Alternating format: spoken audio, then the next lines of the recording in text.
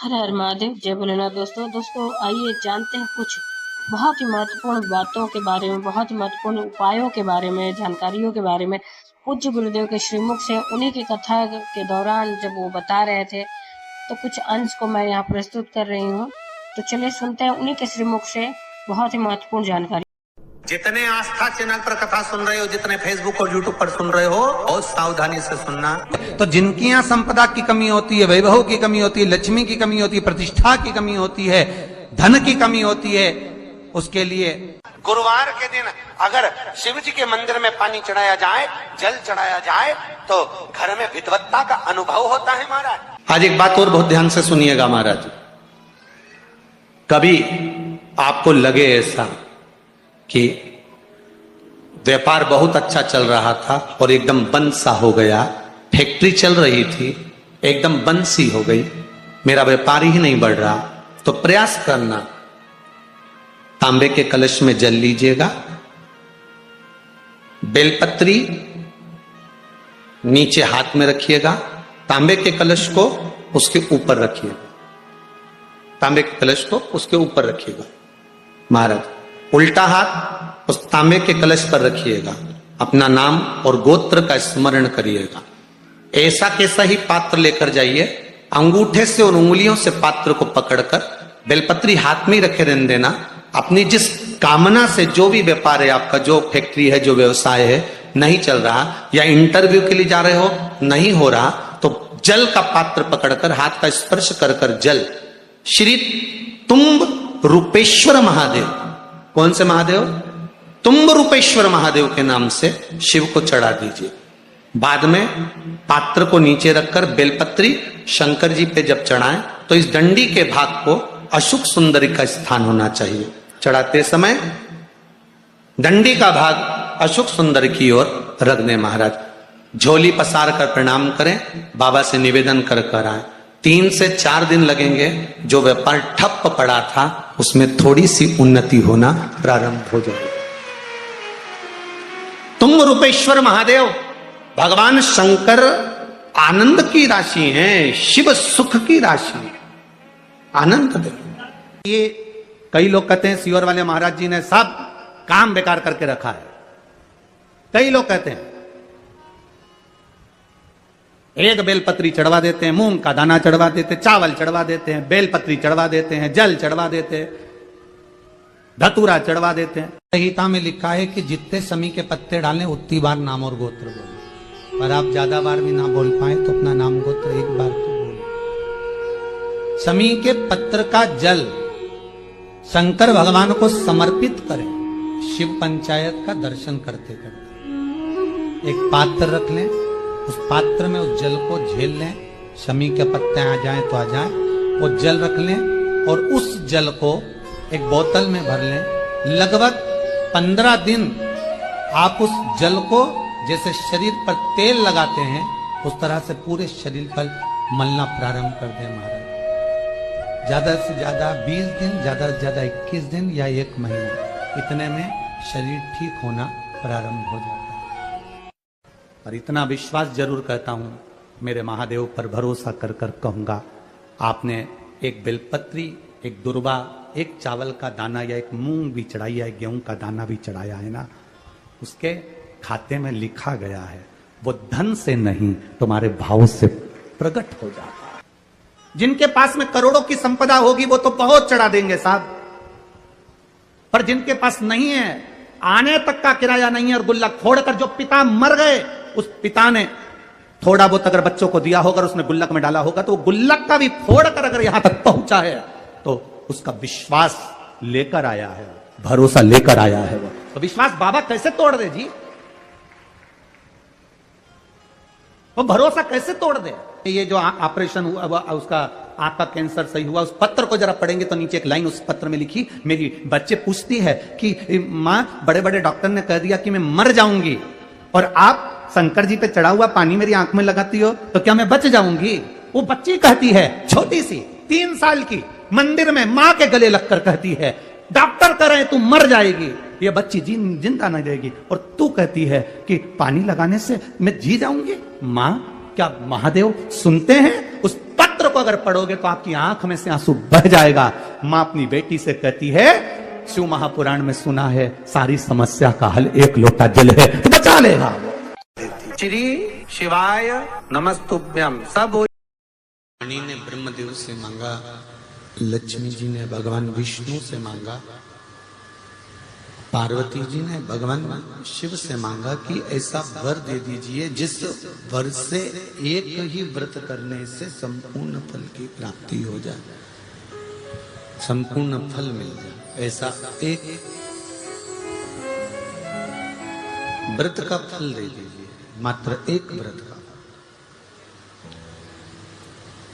अब देखिए, हरियाली तीज करने वाली माताएं थोड़ा ध्यान से सुनना।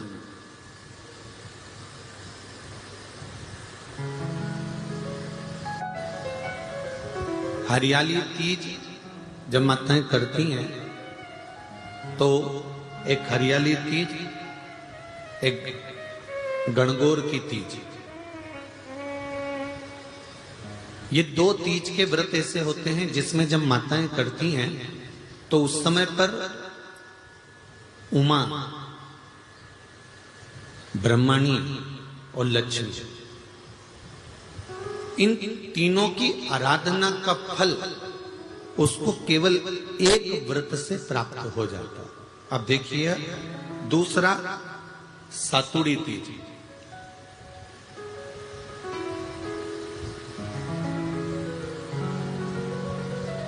इसमें उमा और महेश्वर, उमा और महेश,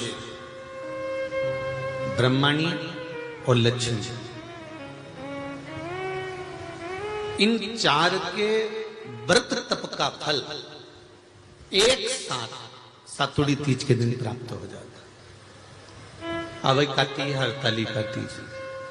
आप लोग करते हो हरतालिका? यहाँ लोग करते कि नहीं करते? करते हैं यहाँ पे हरतालिका? कौन कौन करता है? जरा हाथ उठाओ तो जरा। अरे सभी करते हो, रखो रखो, बहुत बढ़िया, बहुत अच्छी बात। एक आती है हरतालिका तीज। इस तीज का व्रत माता पार्वती बेल वृक्ष के आनंद के साथ में फुलेरा बनाकर करती है, और जिसमें इस हरतालिका में माता पार्वती जी के जितने जन्म पहले हुए हैं, माता पार्वती का जन्म तो 52वें नंबर का, 52 नंबर पे माता पार्वती का जन्म है। इससे पहले तो माता के 51 जन्म पहले हो चुके, 51 जन्म माता पार्वती का पहले हो चुके हैं। तो वो जितने जन्म माता पार्वती पूर्व में ले चुकी हैं, ब्रह्माणी जितनी बार ब्रह्मदेव के साथ में विराजमान हो चुकी हैं, इंद्राणी जितनी बार इंद्र के साथ विराजमान हो चुकी हैं, और लक्ष्मी चाहे वो राधा के रूप में हो, चाहे वो रुक्मणी के रूप में हो, चाहे वो सतभामा के रूप में हो, चाहे वो यमुना के रूप में हो, चाहे वो गंगा के रूप में हो, जितनी बार माता लक्ष्मी ने रूप धारण करे हैं वो सब रूप में, और माता पार्वती अपने सारे रूप में, ब्रह्मणी अपने सारे रूप में, लक्ष्मी अपने सारे रूप में, इस हरतालिका तीज के व्रत को करने के लिए आतुर रहती हैं। और इस व्रत को कर एक दिन में ही संपूर्ण विश्व का जितना तप है, साधना है, उपवास है, सबका फल एक साथ एकत्रित कर लेती हैं केवल एक व्रत में, हरतालिका तीज। अब एक बात ध्यान से सुनिएगा, सारे व्रत, आपका अगर स्वास्थ्य खराब हो गया तो आप व्रत छोड़ सकते हो। जितने भी व्रत आप लोग कर रहे हैं पूर्व के, सोमवार, मंगलवार, एकादशी, छठ, पंचमी, चतुर्थी, अगर आपका स्वास्थ्य खराब है तो आप उस व्रत को छोड़ सकते हो, सारे व्रत को छोड़ सकते हो। पर तीज का जो व्रत होता है, हरतालिका जो व्रत होता है, ये व्रत एक बार लेने के बाद जब प्राण छूटते हैं तभी ये व्रत समाप्त होता है, अन्यथा बीच में ये व्रत समाप्त नहीं।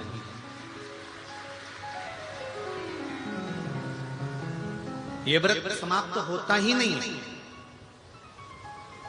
अगर शरीर से नहीं बनता कि अब हमारी अवस्था हो गई, अब शरीर से नहीं बन रहा है, तो भले एक पहर की पूजन कर कर, एक पहर का नियम धारण कर कर, एक पहर का स्मरण कर कर, एक पहर का पूजन कर धारण करो, और उसके बाद में भले आप थोड़ा सा जो भी आपको लेना है वो कर लो, पर इस व्रत को करना ही पड़ता है। इस व्रत का नियम ही यही है। इस व्रत की ब्रह्मा, विष्णु और महेश, इन तीनों की जो देवियां हैं, ब्रह्माणी, लक्ष्मी और पार्वती, थोड़ा ध्यान लगाकर सुनना। हरतालिका तीज शिव महापुराण की कथा ही नहीं, आप जो तीज करते हो, हरियाली करो चाहे सातुड़ी करो, उस तीज की महत्वता क्या है, इस हिंगोली की शिव महापुराण की कथा में अपने को समझना है कि उसकी मूल तत्वता, उसकी महत्वता है क्या, उसका महत्व क्या है।